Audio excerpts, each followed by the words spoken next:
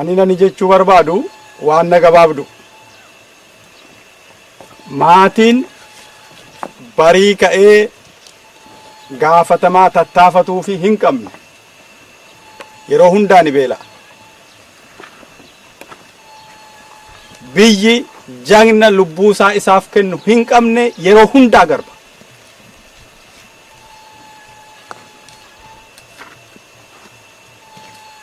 Biyyoonni amma lafa kanarra jiran nuti arginu warri abbaan fedhe akka fedhetti itti roorrisu waraanatu isaan irratti.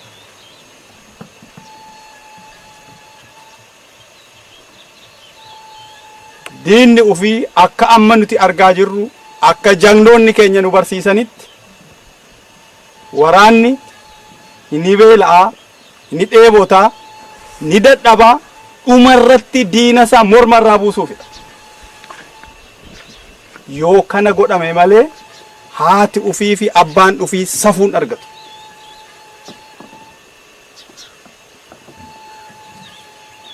Goototi keenya kan nu barsiisan bakka amma isaan nu geessisantu jira. Bakki nu hafe immoo ni jiraachuu.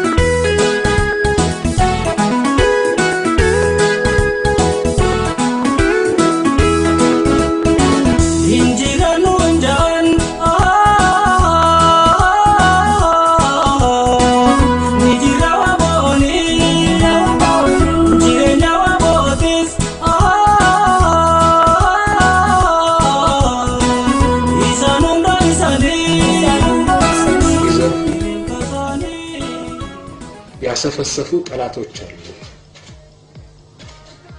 ስለዚህ እነዚህን ጠላቶች በንቃት ጠብቅ። በንቃት ለመጠበቅ የምትችለው ደግሞ በንቃት የሚጠብቅ ጠንካራ ሰራዊት ሲኖር ነው።